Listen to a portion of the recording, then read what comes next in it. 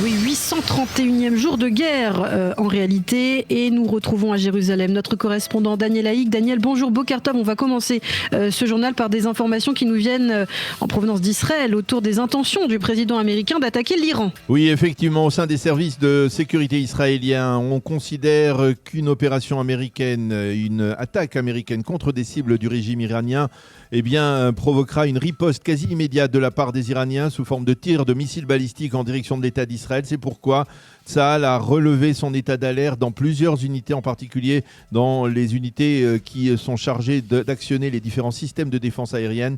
Et le cabinet restreint pour la sécurité nationale s'est réuni hier soir pendant plusieurs heures pour parler du dossier iranien sans que l'on ne sache si des décisions ont été prises à ce sujet ou pas. Et pourtant, selon certaines sources, les Israéliens, mais aussi des pays comme l'Arabie Saoudite et les Émirats, auraient suggéré au président Trump de retarder une opération militaire contre l'Iran. Oui, il lui aurait proposé d'attendre l'effritement du régime iranien. Ces suggestions proviennent du fait qu'à Jérusalem et dans certaines capitales arabes modérées, on considère que des raids aériens américains ne feraient pas immédiatement chuter le régime iranien. Et l'on craint que toute attaque israélienne unisse les Iraniens et les détourne du mouvement de protestation. Les Israéliens auraient proposé donc à l'administration américaine de prendre dans un premier temps des mesures visant à affaiblir le régime, par exemple en fournissant aux opposants au régime des réseaux Internet alternatifs et en lançant une opération offensive de cybernétique. Quant à des pays arabes modérés, ils ont envoyé au président Trump une mise en garde selon laquelle une attaque américaine contre l'Iran risquerait de faire grimper le prix du pétrole et de déstabiliser les économies régionales. Et puis le président américain Daniel a mis en garde hier soir les dirigeants iraniens et a encouragé les manifestants anti-régime. Oui, vous le savez, lors d'une intervention télévisée, le président Trump a appelé les manifestants à se lancer à l'assaut des bâtiments du pouvoir à Téhéran. Il a promis que l'aide américaine était en route. Dans une interview à la chaîne CBS, le président Trump a également répondu à une question de la journaliste qui lui demandait ce qu'il fera si le régime iranien commence à pendre des opposants. Dans un tel cas de figure, a dit le président Trump, nous prendrons une décision ferme. Et d'ailleurs, le département d'État américain a appelé les ressortissants américains qui se trouveraient actuellement encore en Iran, on se demande pourquoi, à quitter immédiatement le territoire iranien. Et puis le président américain a rejoint dans la nuit une réunion sécuritaire qui était présidée par son adjoint, le vice-président J.D. Vance. Oui, la réunion était consacrée donc au dossier iranien et plusieurs responsables du Conseil de la défense nationale américain y ont pris part. Pour l'instant, on n'a pas eu vent là aussi de décisions prises au cours de cette réunion, mais elle prouve que les Américains tentent de montrer aux opposants iraniens qu'ils sont et qu'ils restent à leur côté.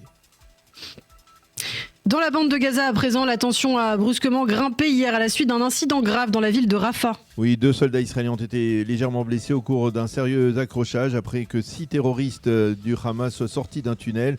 Ils ont été immédiatement repérés par les forces de sécurité israéliennes. Un blindé de Tsahal a ouvert le feu massivement dans leur direction, éliminant 2 d'entre eux. L'armée de l'air a également été impliquée. Israël a dénoncé cela comme une grave violation du cessez-le-feu actuel. Et puis Israël ne désespère pas de récupérer le corps du dernier otage détenu dans Gaza, Ran Gvili. Oui, côté israélien, on affirme que l'État d'Israël œuvre en permanence en ce sens, en particulier face aux pays médiateurs, mais également grâce à des activités des renseignements militaires. De sources israéliennes, on dispose d'informations selon lesquelles un responsable du djihad islamique qui est actuellement dans la bande de Gaza saurait pertinemment où se trouve le corps de Ran Gvili. Et c'est dans ce contexte que les Américains pourraient annoncer également aujourd'hui le lancement officiel de la phase 2 du plan Trump et en particulier la formation du comité de la paix à Gaza qui supervisera un gouvernement de technocrates palestiniens chargé de gérer la bande de Gaza. L'information souligne que hier, déjà, le président américain aurait dû faire cette annonce, mais elle a été reportée en raison de la situation en Iran. Et puis rapidement, une déclaration importante dans le monde orthodoxe. Le grand rabbin Dov Lando se démarque des manifestations de la branche radicale de la communauté Haredi. Oui, le Rav Dov Lando est considéré comme l'un des grands de la génération et à ce titre, il est à la tête de l'ensemble du monde orthodoxe lituanien. Hier, il a tout simplement interdit aux élèves des yeshivot qui sont sous son autorité de participer à ces manifestations de protestation qui sont organisées par une frange plus radicale que l'on appelle en hébreu le Peleg Yerushalmi de la communauté. Selon lui, cette mouvance radicale perturbe la cause plutôt qu'elle ne la sert. Il faut souligner que c'est lors d'une de ces manifestations la semaine dernière que le jeune Yosef Eisenthal, 14 ans, avait été tué en s'accrochant à un autobus. Et puis en quelques secondes seulement, Daniel, on va terminer par le mauvais temps qui a perturbé hier l'activité des Israéliens. Oui, cette perturbation a entraîné de nombreuses coupures de courant ainsi que des crues dans des nappes phréatiques. Et puis un jeune Israélien est toujours porté disparu dans la rivière de Modi'in. Les recherches ont repris ce matin pour tenter de le retrouver. Record des précipitations enregistré hier à Jérusalem avec plus de 100 mm de pluie en 15 heures, ce qui est tout à fait exceptionnel.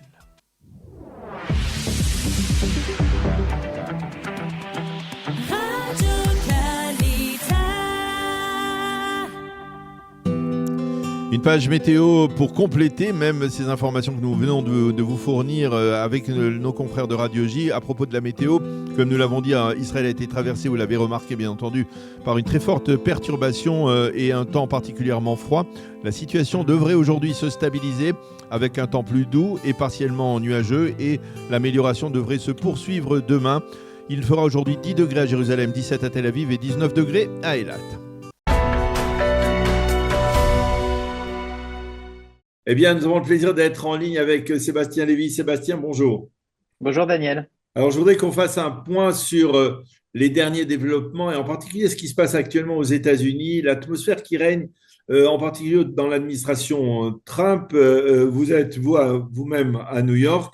On ne sait pas véritablement sur quel pied danser, même aux États-Unis, et je vous avoue ici, même en Israël, on ne sait pas exactement vers où on va. Est-ce que vous avez le sentiment, on va être clair, est-ce que vous avez le sentiment que Donald Trump a mis de côté définitivement une option de négociation avec les Iraniens et qu'il s'achemine irrémédiablement vers une opération militaire?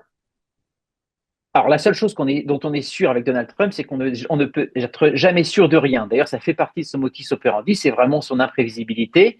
Il s'en vante en disant, voilà, je ne veux jamais, c'était même dans The Art of the Deal, dans son fameux livre qu'il avait écrit, ne jamais en fait dire ce que compte faire. C'est vrai que ce qu'il a appliqué dans le monde des affaires, il le fait aussi aujourd'hui dans le monde de la diplomatie. On ne sait pas, c'est propre à lui d'envoyer vraiment des signaux contradictoires. Il a encore récemment envoyé, il y a quelques jours, Steve Witkoff discuter avec un émissaire iranien pour dire que les négociations étaient suspendues. On avait l'impression qu'il allait frapper très très vite et finalement on a l'impression aujourd'hui qu'il hésite un petit peu. Je pense qu'il y a une part de vérité dans ces hésitations parce que vous avez énormément aujourd'hui d'opinions contradictoires, que ça peut être aussi contre-productif éventuellement de frapper maintenant. Et puis vous avez aussi chez lui la volonté sans doute de dérouter l'Iran. Il faut aussi, donc, je pense, pas prendre tout ce qu'il dit au pied de la lettre. Pourquoi ? Parce que ça peut être aussi une forme de diversion. On se souvient par exemple qu'au mois de juin, on a eu l'impression que rien ne se passerait et c'était justement quelques heures avant que finalement Israël puis les États-Unis frappent l'Iran. Et donc là aussi, ça avait pris tout le monde de court, tout le monde de surprise. Donc rien aujourd'hui, vous avez raison, on ne sait pas sur quel pied danser, mais il y a sans doute une part qui est volontaire de la part de Trump au-delà de ces hésitations qui sont bien légitimes vu évidemment les enjeux du moment. Alors, d'une certaine manière, on est un peu dans le brouillard, mais il y a des indices, des signaux qui sont peut-être un petit peu étonnants et que j'aimerais bien essayer de mieux comprendre avec vous.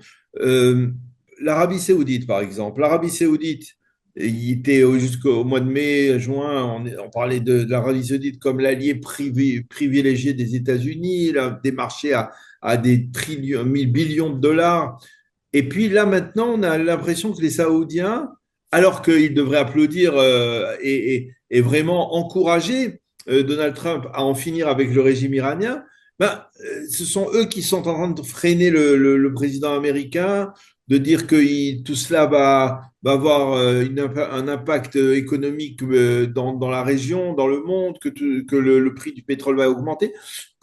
Comment on explique ça ? Alors d'abord, moi je vous rejoins complètement. C'est vrai que d'un point de vue géopolitique de base, on pourrait se dire l'Arabie Saoudite, mais aussi les Émirats Arabes Unis et tous les pays sunnites de la région ont évidemment intérêt à ce que le régime tombe. On peut éventuellement penser qu'ils souhaiteraient sans doute que ce régime tombe d'une certaine façon de l'intérieur, ou en tout cas que le régime soit suffisamment affaibli de l'intérieur avant que, d'une certaine façon, les États-Unis finissent le travail pour que justement ça n'apparaisse pas comme une nouvelle, je dirais, un nouveau renversement de régime à visée impérialiste. Donc on peut penser qu'il y a ça, mais c'est vrai que dans le même temps, on peut se demander surtout, quand on voit aujourd'hui la force de la répression et l'horreur de la répression, Est-ce que c'est pas un pari qui est dangereux parce qu'en comptant uniquement sur le courage du peuple iranien qui est absolument admirable, est-ce qu'on ne fait pas non plus un mauvais calcul qui va permettre au régime iranien de se refaire et peut-être qu'il sera à ce moment-là trop tard pour le frapper. Donc c'est vrai que d'un point de vue objectif, on peut penser que l'Arabie saoudite a tout intérêt à voir le régime tomber. Et d'ailleurs, beaucoup avaient dit, moi le premier, je l'avais dit sur une autre antenne, qu'on pouvait penser que les Américains voulaient en finir avec le régime iranien aussi, pas uniquement par rapport à son allié israélien, mais aussi par rapport à son allié saoudien. Mais c'est vrai que les dernières rumeurs qu'on entend, où l'Arabie saoudite est plutôt en train de freiner les Américains en disant attendez que le régime soit suffisamment affaibli avant de les frapper, c'est vrai que ça peut paraître surprenant. Leur pari, ils ont peut-être des informations, leur pari, c'est peut-être de se dire que effectivement, ce sera mieux pour la région si c'est d'abord le peuple iranien qui renverse son propre régime plutôt qu'une intervention extérieure. Peut-être qu'il y a un traumatisme des anciennes interventions en Irak et en Libye qui se sont mal passées. Il y a peut-être ça qui joue en ligne de compte aussi. Mais c'est un peu paradoxal parce que là, on dit ce sont les Américains, peut-être aussi les Israéliens qui doivent donner le coup de grâce. Et en juin dernier, on disait, les opposants disaient, laissez-nous nous donner le coup de grâce.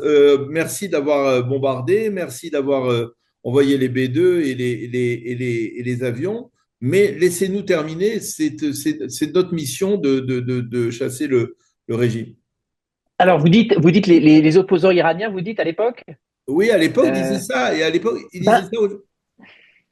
Mais vous savez, en fait, le problème, et ça fait partie évidemment, c'est là où on est tellement tous dans le flou, parce que qu'est-ce que pensait véritablement l'opposition iranienne au mois de juin? En fait, on n'en sait pas vraiment. Il est possible aussi que beaucoup d'Iraniens à l'époque aient été déçus de voir finalement que le travail n'ait pas été fini. Mais c'est vrai que là, et je suis complètement vraiment honnête, sincère avec vous, moi je ne connais pas assez la société iranienne, je n'ai pas de contact en Iran, donc je ne peux pas vraiment vous dire ce que pense l'opinion iranienne, à la fois aujourd'hui ou il y a 6 mois. Mais ce qui est sûr, en tout cas d'après ce que je lis, c'est qu'il y a un moment de fragilité du régime et que le vrai danger actuellement, c'est qu'à force de trop compter sur le courage du peuple iranien, peut-être qu'on perde une opportunité en or qui peut-être ne se reproduira pas avant 10, 15 ou 20 ans. Donc ça, effectivement, c'est ce qui se joue en ce moment. Et je pense que c'est d'ailleurs ce qui doit évidemment hanter l'ennemi de tous les dirigeants de la planète, en particulier les Américains, les Israéliens, mais aussi les Saoudiens, qui pourraient éventuellement demain regretter de ne pas avoir poussé leur allié américain de frapper maintenant, parce que si les Iraniens sont repartis, ce régime des Mollahs est reparti pour 10-15 ans, ça aurait été une superbe opportunité de rater pour se débarrasser de ce régime épouvantable. Alors, je voudrais aborder un autre sujet parce que on parle, et les médias israéliens en parlent, les éditorialistes dans la presse israélienne en parlent ces derniers jours. Ils parlent d'un silence de l'Occident face aux massacres qui sont perpétrés contre les opposants. Et effectivement, après 2 ans de guerre à Gaza, où on a vu des centaines de milliers de manifestants descendre dans la rue avec des drapeaux palestiniens pour aller jusqu'à défendre le Hamas comme le légitimer et de se montrer solidaire, comment vous expliquez que, par exemple, il n'y ait pas à New York ou à Washington des grands rassemblements de soutien au peuple iranien? Vous savez, moi, je travaille et je vis à côté de Columbia, qui a vraiment été un épicentre, justement, des manifestations extrêmement fortes en solidarité avec les Palestiniens, mais surtout vraiment pour critiquer très, très fortement Israël. Je vais me faire un peu l'avocat du diable sur une partie. Je pense qu'il y a une partie qui s'explique et qu'on peut comprendre par le fait que la guerre qu'Israël a menée à Gaza, évidemment, la guerre qui lui a été imposée, c'était une guerre qui a été faite avec des armes américaines, en partie avec la couverture diplomatique américaine. Et donc, certains de bonne foi, pas la majorité, mais certains de bonne foi, disaient cette guerre qui est menée contre le peuple palestinien, je mets des guillemets, c'est d'une certaine façon une guerre américaine. Et donc, des étudiants américains expliquaient, écoutez, je manifeste pour faire pression sur mon gouvernement américain pour cesser de donner carte blanche au gouvernement israélien. Ça, c'est la partie de bonne foi. Après, évidemment, vous savez aussi ce que je vais vous dire, il y a évidemment une hypocrisie terrible. On sait qu'aujourd'hui, la cause palestinienne dépasse de très très loin le peuple palestinien qui pour beaucoup en fait n'intéresse absolument pas les gens qui les défendent. C'est aujourd'hui une espèce de méga cause un petit peu ontologique en disant que c'est la cause du bien contre la cause du mal. Et c'est aussi chez certains qui veulent simplifier au maximum. Vous avez Israël colonisateur, blanc, méchant, le Palestinien, la victime ontologique, l'opprimé. Et donc, évidemment, cette grille de lecture ultra simpliste, elle sert à énormément de gens qui, effectivement, l'instrumentalisent. Vous avez soit des idiots utiles, soit des gens qui en profitent pour exprimer l'antisémitisme. Vous avez les deux. Et c'est vrai qu'un conflit qui est une guerre civile, en plus contre l'islamisme, l'islamisme intégriste du régime iranien, ben évidemment, ça ne rentre absolument pas dans les grilles de lecture du simplisme. Et donc, c'est la raison pour laquelle vous n'avez absolument aucun mouvement. C'est vrai que c'est assez frappant d'ailleurs, parce que je vois des manifestations qui ont lieu en France.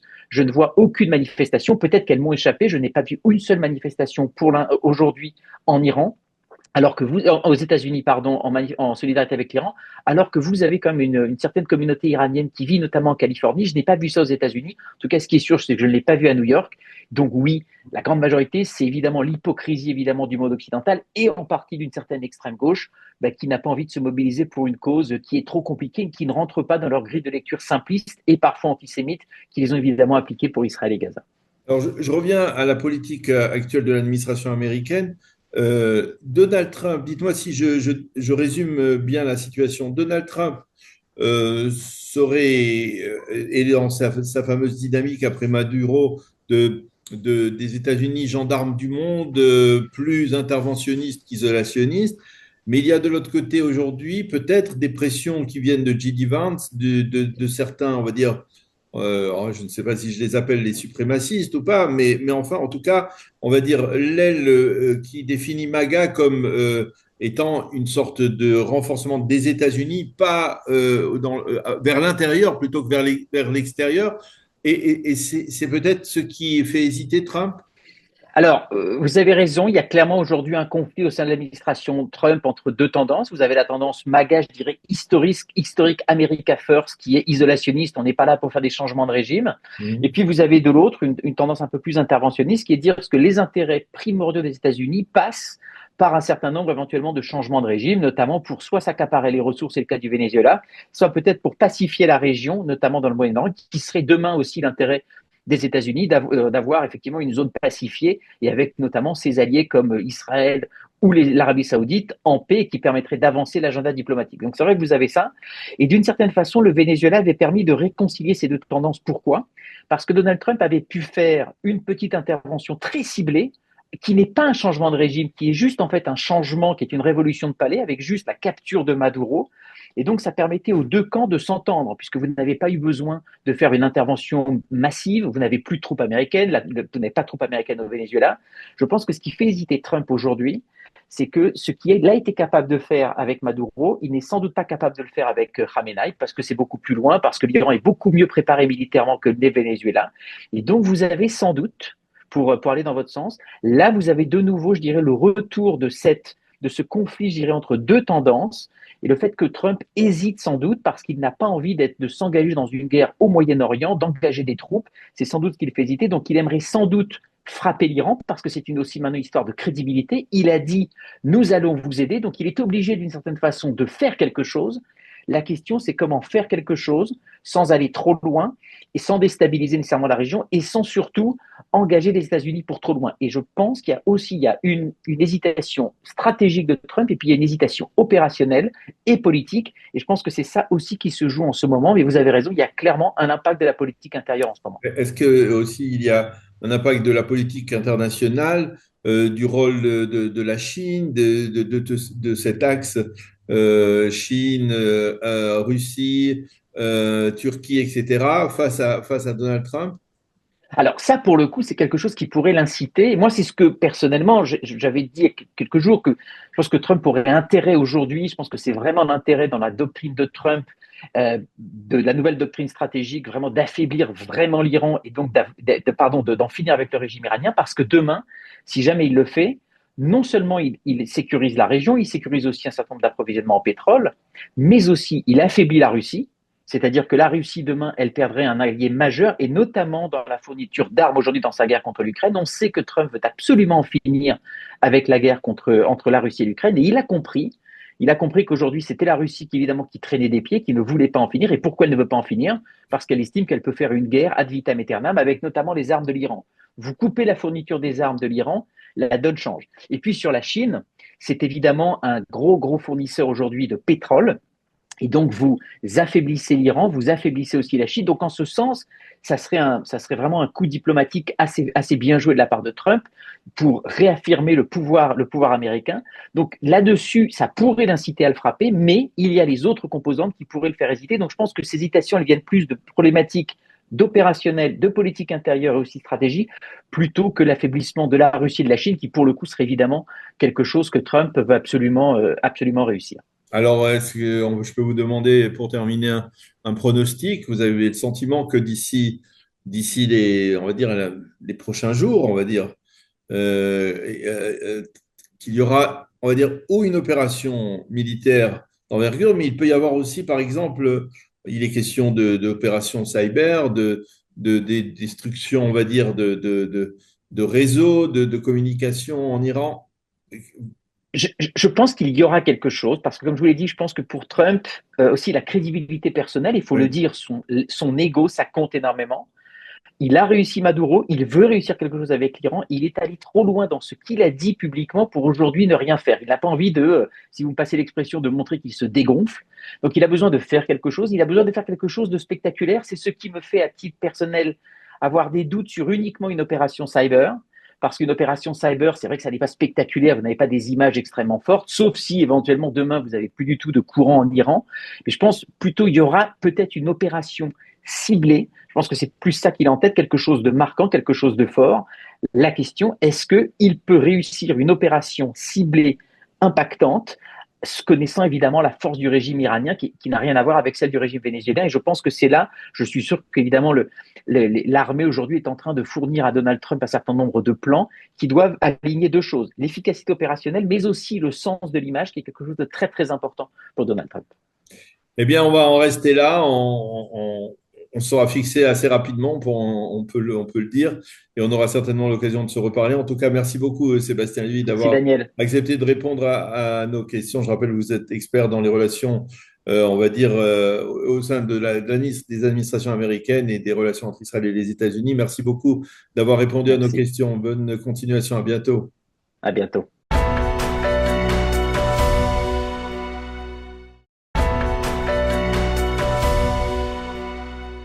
Le Yediot Aharonot titre ce matin état d'alerte maximale en Israël en perspective d'une opération militaire américaine contre le régime iranien. Et pour illustrer ce titre, deux photos, l'une de Donald Trump et l'autre du guide suprême iranien Ali Khamenei. En surtitre, le Yediot Aharonot annonce que de nombreux pays ont appelé leurs ressortissants à quitter l'Iran. Au Moyen-Orient, le décompte en vue d'une opération militaire américaine a commencé. Et puis alors qu'en Europe, on parlait hier soir d'une opération dans un délai de quelques heures, eh bien le New York Times, lui, parlait plutôt de quelques jours. Même type de première page ce matin pour le Israël Hayom qui attend lui aussi une opération américaine en Iran. Le Israël Hayom nous montre une photo du décollage d'un avion de chasse à partir d'un porte-avions américain, et ce alors qu'il n'y a pas apparemment de porte-avions américain dans la région. En sous-titre, le Israël Hayom cite un haut responsable américain qui déclare au journal: à l'ordre du jour, des raids aériens contre les différents sites militaires iraniens et contre des attaques de cybernétique. Et Donald Trump qui a déclaré hier soir: on nous a dit que les massacres avaient cessé, nous sommes en train de le vérifier. Et le directeur des industries aéronautiques israéliennes l'affirme: Israël dispose aujourd'hui de suffisamment de missiles intercepteurs pour être protégé. Côté israélien, on affirme que si les Américains devaient frapper l'Iran, il faudra s'attendre à une riposte de missiles balistiques iraniens contre Israël, mais pas obligatoirement. Et puis ce matin, pour rester à l'écoute des divers développements, il faut consulter également les sites d'information israéliens. Le Ynet parle du chef d'état-major de Tsahal qui a donné l'ordre de renforcer les systèmes de défense aérien israéliens. Mais le général Eyal Zamir a également souligné que pour l'instant, il n'y avait pas de changement dans les directives à l'intention du public. Le site du Maariv, lui, affirme très clairement qu'une attaque américaine approche, et l'indice qui le prouve, c'est que l'Iran a fermé intégralement son espace aérien la nuit dernière. Et pour illustrer ce titre, une photo impressionnante d'un bombardier B-52 américain et de son arsenal de bombes. Dans la nuit, les journalistes ont demandé à Donald Trump s'il allait attaquer. Réponse: nous allons bien le voir. Le site N12, cette fois, lui, cite croit savoir, que si les Américains doivent attaquer, eh bien ils préviendront juste avant l'État d'Israël. Et le site N12, pour sa part, estime que si l'objectif de Donald Trump est de faire disparaître le régime iranien, eh bien sa fenêtre d'opportunité est en train de se rétrécir. Fin de citation. Et puis ce matin, en page 3 du Israël Hayom, un éditorial spécial de Bernard-Henri Lévy en hébreu sur la situation en Iran. Dans cet éditorial, le philosophe français définit clairement ce qui se passe dans les rues de Téhéran comme une véritable révolution. Le peuple iranien n'ira pas en arrière, écrit-il. Il a clamé ces derniers jours son désir de vivre, mais sa détermination, s'il le faut, à mourir pour pouvoir être libre. Celui qui ne le comprend pas est incohérent, écrit Bernard-Henri Lévy. À propos de Donald Trump, il écrit: depuis Machiavel, nous savons qu'une personne qui n'est pas dotée de bonnes qualités peut réaliser, même sans le vouloir et même sans le savoir, de grandes choses. Si Donald Trump décide par narcissisme d'attaquer l'Iran et que son attaque mette fin au régime des Mollahs, alors tout lui sera pardonné. Ainsi est faite l'histoire de choix incorrects dans ses intentions, mais de justice dans ses résultats. Outre Bernard-Henri Lévy qu'écrivent les éditorialistes du Yediot Aharonot ce matin autour des derniers développements, Rami Simani, lui, parle d'instant historique et il lance un appel sans équivoque à Binyamin Netanyahou: Monsieur le Premier ministre israélien, allez-y, attaquez l'Iran, ne laissez pas les Américains faire le travail, attaquez, car de toutes les manières les Iraniens attaqueront Israël. Avi Shilon, lui, considère que la victoire des opposants sur le régime des ayatollahs iraniens pourrait avoir des retombées positives sur l'impact de l'islamisme politique dans l'ensemble du Moyen-Orient. Et puis, dans la page éditoriale du Yediot Aharonot, on remarque une caricature qui résume bien le silence de l'Occident face au combat du peuple iranien. Une caricature de Guy Mourad dans laquelle on voit le campus de l'université d'Harvard avec une seule et unique jeune manifestante qui brandit un panneau sur lequel on peut lire non plus Free Palestine, mais Free Iran. Et cette manifestante est désespérément seule donc dans cette caricature de Guy Mourad. Et puis les quotidiens israéliens et les sites d'information nous ramènent à la situation dans la bande de Gaza après l'annonce de l'entrée en vigueur de la seconde phase du plan Trump. Une annonce qui a été faite non pas par le président américain mais par son émissaire Steve Witkoff. Le Israël Hayom affirme au bas de sa première page: en dépit de cette annonce, la seconde phase n'a pas réellement débuté sur le terrain. Le journal souligne que Witkoff a conditionné la seconde phase par le désarmement du Hamas, mais pour l'instant, les terroristes du mouvement refusent de déposer les armes. De son côté, Israël continue d'empêcher l'ouverture du poste de passage de Rafah. Et Binyamin Netanyahou a déclaré à la maire de Ranvili: la restitution du corps de Ran est notre préoccupation prioritaire aujourd'hui. Le Israël Hayom a choisi de consacrer presque une double page à l'incitation anti-israélienne dans l'autorité palestinienne. Le journal souligne que Mahmoud Abbas consolide cette incitation plus particulièrement dans les tristement célèbres manuels scolaires palestiniens. Le Israël Hayom écrit: alors que les dirigeants palestiniens tentent de persuader le monde arabe modéré que l'autorité palestinienne a changé et a opéré des réformes, concrètement, il n'y a aucun changement et aucune réforme. C'est ce qu'affirme un rapport de l'organisme de contrôle Impact SE qui, depuis de nombreuses années, on le sait, alerte sur les contenus des manuels scolaires palestiniens. De facto, les Émirats arabes unis auraient refusé de financer les manuels scolaires palestiniens tant qu'ils n'auront pas modifié leur contenu hostile à l'État d'Israël et au peuple juif.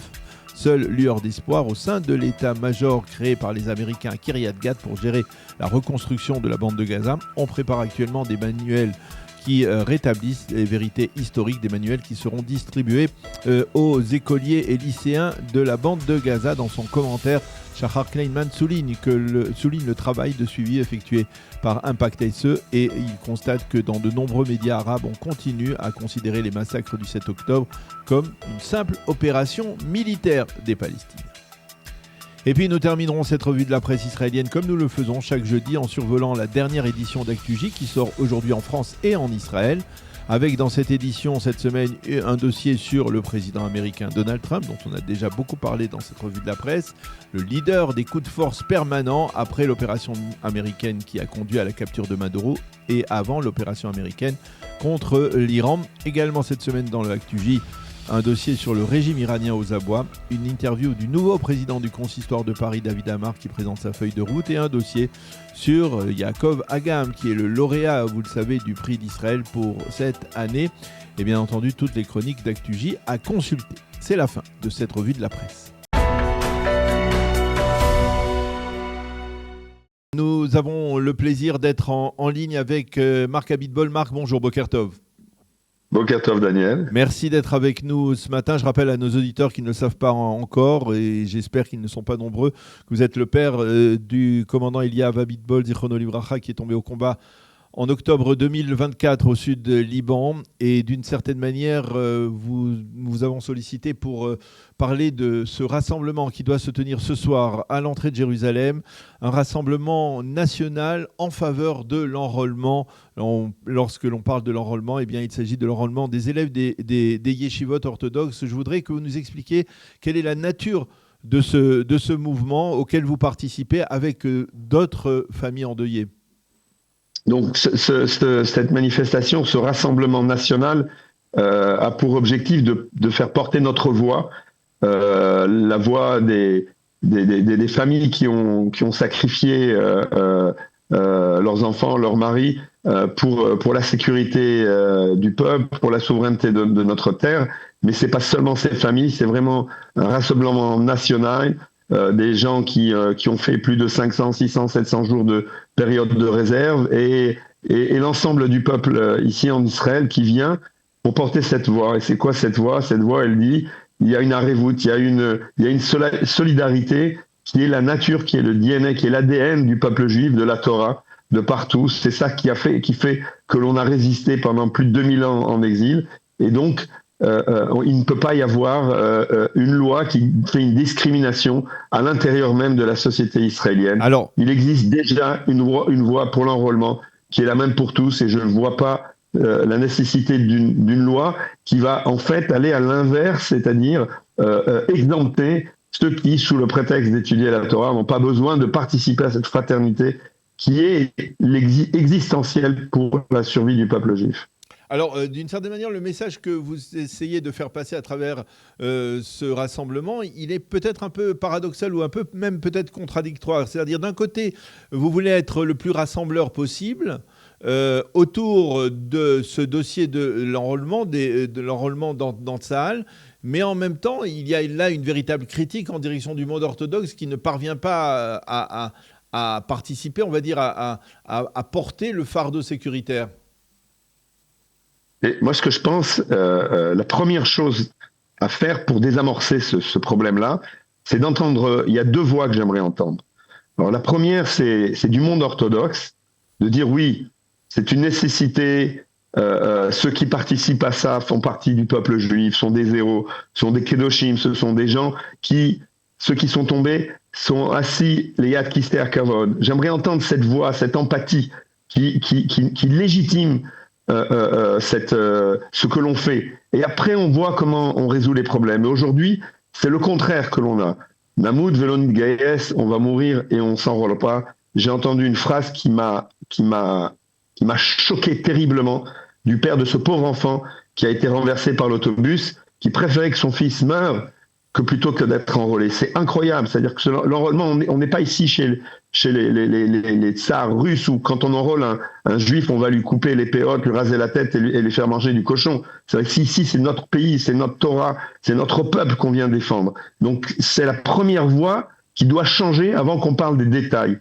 Moi, je suis pour qu'on parle ensemble et qu'on voit comment les choses se font. Mais d'abord, fondamentalement, c'est ce qui doit changer. On doit entendre un autre son des leaders du monde orthodoxe. Et de la même manière, des leaders du parti sioniste religieux qui nous ont formés, éduqués, pour lequel on a voté, sur lequel mes enfants sont partis le 7 octobre, tous se combattre, je les entends pas sur ce sujet.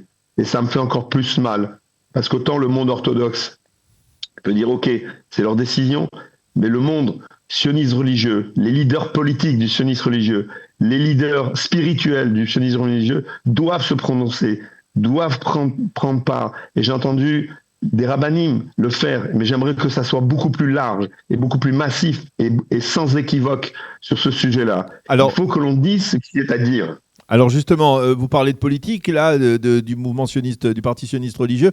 Le mouvement, en fait, la manifestation, le rassemblement que vous organisez, il est donc d'ordre, on va dire, plus idéologique, d'essence idéologique, mais sur le fond, est-ce que quelque part, alors que l'on approche des élections, il y a une volonté de la part de ses parents endeuillés, de ceux qui ont passé effectivement, dont ceux qui ont porté le fardeau sécuritaire pendant plusieurs centaines de jours à l'armée, de transformer cela en parti politique qui pourrait se présenter aux prochaines élections?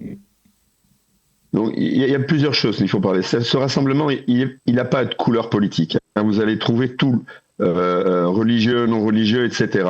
Et peut-être d'un certain côté, ça répond à cette question politique. Mais tout d'abord, il faut être clair. Ce rassemblement, c'est un rassemblement national pour tous ceux qui comprennent le danger qu'il y a d'aller dans la direction d'un vote qui discrimine, qui fait que la société charidite orthodoxe se met à part du peuple juif, et c'est un risque terrible pour la souveraineté, pour la survie de l'État d'Israël et du peuple juif, mais aussi parce qu'il ne le voit pas pour la communauté orthodoxe. L'histoire juive du peuple juif l'a montré que celui qui se met au banc du peuple juif disparaît. Et donc, on l'a vu au moment de la Haskalah, on l'a vu dans plein de périodes. Et donc, c'est un danger qu'il ne le voit pas. Et c'est un danger aussi pour l'ensemble du peuple juif. Donc, c'est pour ça que ce rassemblement, il est apolitique.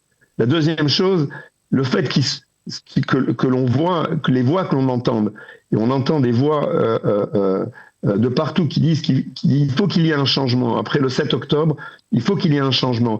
Il y a une volonté d'une alliance de tous les partis, de tous les gens qui se disent sionistes, pour arrêter d'être dépendants des extrêmes, que ça soit à droite ou à gauche, pour pouvoir mettre en place quelque chose qui va nous rassembler et moins nous disperser, pour se mettre au travail sur les sujets qui sont extrêmement importants, parce qu'il y a dans ce pays des forces extraordinaires. Après 2 ans de guerre, de voir comment l'économie, elle continue, de voir la solidarité qui existe dans ce pays, c'est-à-dire qu'il y a un peuple extraordinaire qui n'existe nulle part. Et il faut donner à ces gens qui viennent d'en bas, peut-être maintenant, la voix pour pouvoir faire un petit peu différemment, pour se focaliser ensemble sur les 80% et être un peu moins dépendants sans rejeter. Tous ceux qui veulent se rassembler autour de ces sujets-là, Bruchim Habaim. Et j'ai pas de quelque chose de concret. Ce que je vous dis là, Daniel, c'est ce que j'entends. C'est ce que j'entends au Beth Knesset, c'est ce que j'entends au travail. Il y a vraiment un désir que se rassemblent ces 80% pour pouvoir s'occuper de sujets qui rassemblent et construire ensemble l'étape suivante de l'histoire du peuple juif. Eh bien, Marc Abitbol, merci beaucoup d'avoir accepté de répondre à nos questions donc autour de ce rassemblement qui se tiendra donc ce soir à l'entrée de Jérusalem et qui est censé donc porter lancer un appel en faveur de l'enrôlement pour tout le monde, pour un partage du fardeau sécuritaire plus équitable. Merci beaucoup d'avoir accepté de répondre à nos questions. Bonne journée, bonne continuation. Merci, Daniel.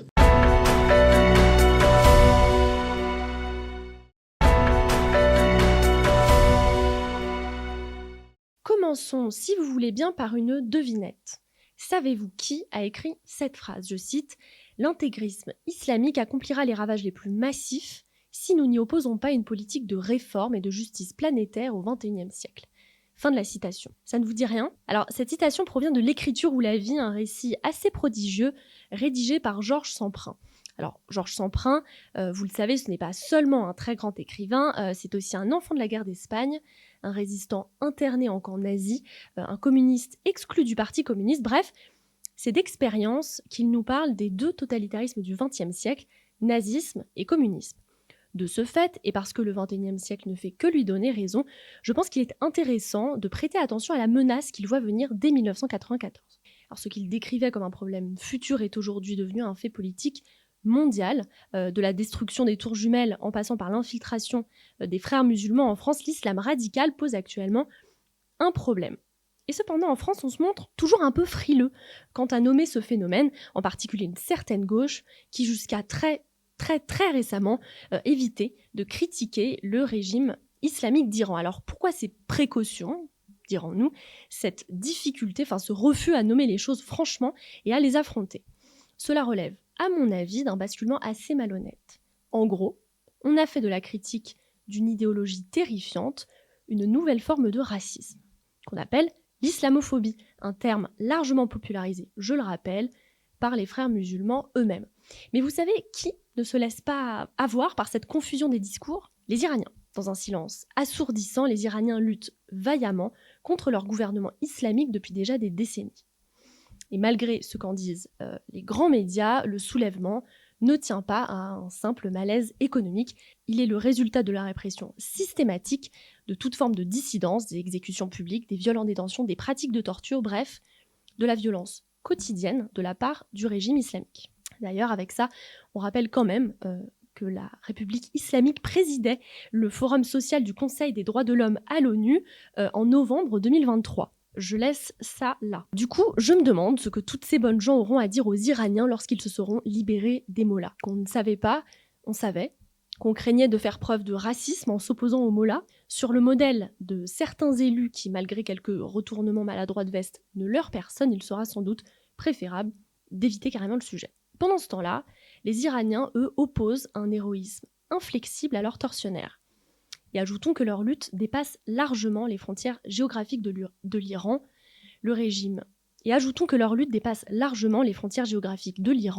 Le régime des mollahs fragilisés implique l'affaiblissement de ses relais internationaux tels que le Hezbollah au Liban et le Hamas à Gaza. En somme, les Iraniens tiennent tête aux islamistes du monde et, ce faisant, réintroduisent une notion fondamentale, la différence entre identité et idéologie.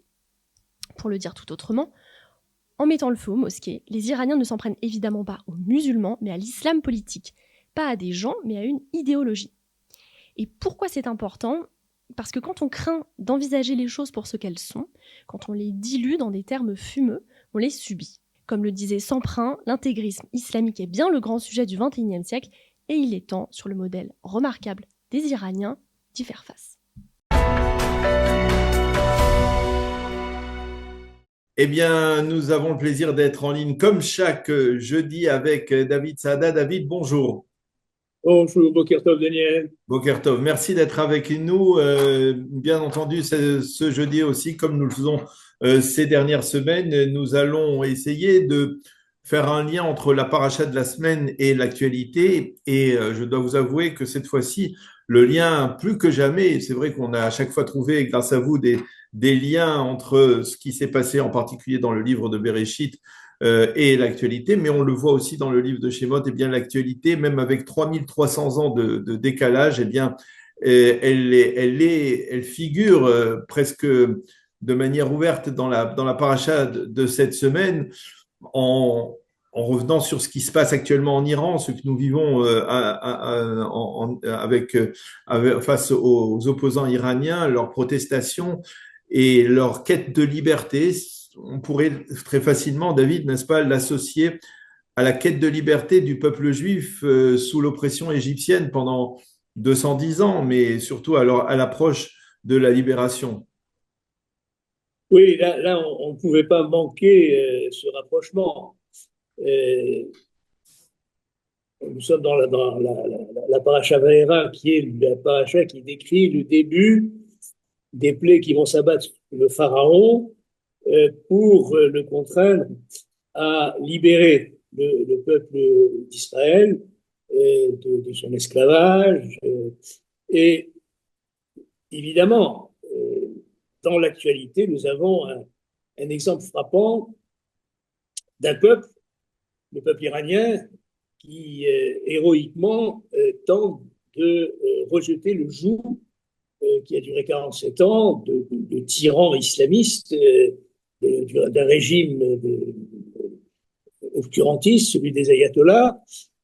Alors, évidemment, la comparaison existe bien, mais il faut même bien souligner que, en ce qui concerne la sortie d'Égypte, qui s'est passée il y a bien longtemps, elle est un paradigme qui est d'abord interprété par les commentateurs de génération en génération. Ça n'est pas un événement purement politique, alors qu'on est dans un événement politique avec la révolution des Iraniens contre les mollahs. Dans le cadre du livre de Shemot, il s'agit d'un événement qui est politique, effectivement, et historique, mais qui a une dimension spirituelle très forte, puisque ce sont ces événements qui ont donné lieu à l'émergence du peuple d'Israël dans l'histoire. Voilà. Donc, Mhm. la comparaison existe, et on va y revenir, je crois qu'il faut bien entendu y revenir, mais les deux situations ne sont absolument pas identiques. Oui, bien entendu. Je veux dire, il y a une dimension spirituelle. Il y a, on va dire, à l'époque, c'était Akadosh Baruch Hu qui s'était révélé dans toute sa grandeur, on va dire, Voilà, dans toute sa présence, hein.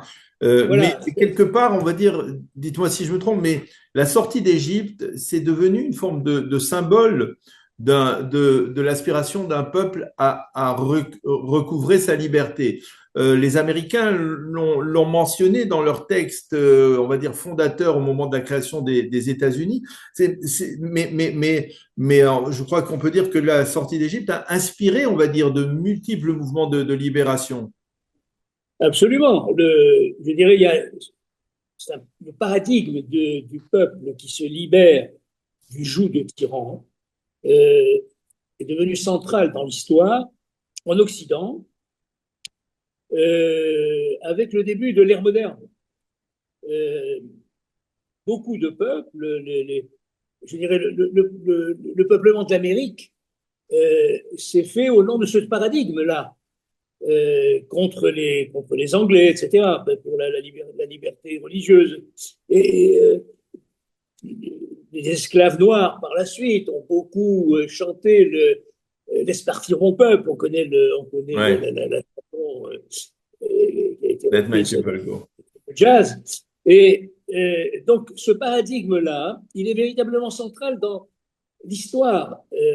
Jusqu'au moment de la modernité, a avancé avec des ambitions impériales, mais à partir du XVIIIe siècle, l'histoire a avancé sur le paradigme de la libération de peuples par rapport à des tyrans. Et donc, on est, je dirais, dans une histoire qui est très, très influencée, en effet, de ce point de vue, parce que la source même de ce paradigme, c'est la sortie d'Égypte. Et donc, la sortie d'Égypte a une résonance universelle, incontestablement. Voilà. Et en même temps, il faut faire la distinction et insister donc sur le caractère spécifique de la démarche à laquelle on assiste, c'est-à-dire les 10 plaies, les 7 des 10 plaies que l'on va mentionner dans la paracha de Vaïra, les 3 autres dans la paracha de Bo, tout cela précède une sortie d'Égypte et précède, on va dire, la création du peuple. C'est-à-dire, on l'a vu déjà dans la première paracha de Shemot, Am Béné Israël, c'est Pharaon lui-même qui parle du Am Béné Israël, le premier de l'état des enfants d'Israël comme d'un peuple. Mais ce peuple, il va peu à peu, au fil des plaies, il va se forger d'une certaine manière. Il va répondre à l'appel de Moshe Rabbeinu. On le voit se former d'une certaine manière. Oui, le processus d'ailleurs de libération n'est pas simplement un processus consistant à contraindre le pharaon à libérer le peuple juif, le peuple d'Israël à l'époque, mais aussi, comme vous venez de le dire, il y a une prise de conscience nationale, entre guillemets, qui naît au fur et à mesure, une prise de conscience nationale et spirituelle, puisque l'aboutissement de la libération d'Égypte, ça a été le Sinaï, ça a été la Torah. C'est d'ailleurs aussi dans le paradigme de la libération. Quand la Révolution française s'est faite contre les tyrans, eh bien, il y avait, on le voit dans l'iconographie, l'idée, c'est surtout venu avec Napoléon, qu'il y allait y avoir de nouvelles lois qui allaient être des lois qui garantissent une liberté par rapport à des tyrans. Donc, on retrouve aussi cette idée que la liberté implique des fondations nouvelles, plus morales, plus fondées sur la justice, etc., etc. Alors, outre l'aspect spirituel, il y a quand même une différence majeure, c'est que c'est la liberté d'un peuple, mais qui ne se trouve pas sur sa terre propre. C'est-à-dire que ce processus de libération, c'est une sortie de la terre de l'esclavage mais pas encore une entrée vers la terre promise, on va dire. Alors voilà, ça c'est encore en effet une grande différence. C'est-à-dire que le peuple d'Israël, ça nous entraîne peut-être trop loin d'essayer de comprendre pourquoi, dans le cas dans lequel nous sommes, D'ailleurs, n'est pas né sur une terre. Il n'est pas né sur une terre, sur sa terre, la terre oui, d'Israël. contrairement David, n'est pas son lieu de naissance, si vous voulez. C'est pas son lieu de naissance, en effet. Contrairement, David, à ce qui est écrit dans la déclaration d'indépendance, où il est écrit les premiers mots de la déclaration de l'indépendance d'Israël, c'est Be'eretz Israël Kama Ama Yehudi, c'est-à-dire ce qui est une faute historique. Le peuple juif, il s'est forgé oui. Il s'est forgé dans l'exil. Oui, les fondements du peuple d'Israël se sont forgés en dehors de la terre d'Israël, mais le peuple lui-même s'est développé. Et il ne pouvait, de toute façon, il ne pouvait pas se développer dans le désert, il pouvait se développer que sur sa terre, il s'est développé sur la terre d'Israël, qui a elle-même une résonance spirituelle. La terre d'Israël n'est pas simplement un lieu parce que une nation doit avoir un lieu. Il y a un rôle spirituel de la terre d'Israël. C'est sur la terre d'Israël que la société que veut la Torah doit être réalisée, et pas sur une autre terre. Pas sur une autre terre, que sur la terre d'Israël. Alors, donc, il y a effectivement des différences. Mais ce qu'on pourrait noter pour rester dans l'actualité tout de même, c'est que dans ce paradigme-là, qui est tellement universel, connu, comme nous venons de le dire, la lutte du peuple iranien n'est pas acceptée comme une lutte, par certains, comme une lutte d'un peuple qui se défend pour sa liberté. Je dirais, c'est la première fois que ça arrive. Il y a quelque chose de très frappant, de très choquant dans la mollesse des réactions, notamment dans dans le monde occidental. Le mouvement progressiste occidental. Alors, on peut s'interroger de savoir pourquoi. Et en fait, il y a un lien avec le peuple juif, parce qu'en réalité, il y a une perversion, je dirais, de ce paradigme. La perversion de ce paradigme, elle vient du palestinisme. Parce que le palestinisme, alors qu'il s'agit véritablement d'une volonté de reconstruire un empire défunt qui est l'empire musulman, et donc qui est une ambition impériale, et c'est en raison de cette ambition impériale et religieuse qu'Israël est voué à la destruction. Avec le palestinisme, avec la création du peuple palestinien, on a renversé les choses. On a fait d'Israël le pharaon et des Palestiniens le peuple opprimé. Donc il y a vraiment une très grande perversion qui fait qu'aujourd'hui, ce paradigme-là, il n'est plus aussi clair qu'il l'a été pendant 3 siècles. Et alors, je vais peut-être aller dans votre sens et peut-être pousser un petit peu la réflexion un petit peu loin. Peut-être même, vous me direz peut-être vous-même si c'est pas trop loin, parce que c'est lié à l'antisémitisme. Mais est-ce que peut-être finalement le reproche que l'on peut formuler aux Iraniens, aux opposants iraniens, c'est d'être en train de saper le seul régime qui avait prôné ouvertement la destruction de l'État d'Israël comme projet, comme dessein. Et donc, quelque part, l'Occident, qui peut-être secrètement pouvait rêver d'une telle disparition, eh bien, en voyant les manifestants… le projet de destruction de l'État d'Israël est devenu, je dirais, une espèce de référence taboue on a encore une fois inversé le paradigme. Voilà. Et donc, étant donné que l'Iran, allié du Hamas et des mouvements terroristes qui veulent détruire Israël, se trouve mis en question, au lieu de voir dans ce peuple-là une volonté vraiment authentique et incontestable de recouvrer sa liberté, eh bien, on le minimise. On fait en sorte que ce peuple-là, au début, ne manifestait que pour des affaires économiques. Des questions économiques, etc. Alors qu'il s'agit véritablement d'une aspiration vraiment à la liberté et avec une dimension certainement, je dirais, qui peut apporter quelque chose à l'humanité, parce que je dirais, ce serait une défaite de l'islamisme. La réussite de la révolution iranienne serait la première grande défaite de l'islamisme, qui est de plus en plus en Occident, presque comme je dirais, une vague de conquête à l'image de ce qu'a été à un moment le communisme, le totalitarisme nazi, etc., etc. Et donc là, et ce qu'on espère de tout cœur, que les Iraniens puissent recouvrer leur liberté, ce sera une défaite colossale, la première grande défaite colossale de l'islamisme.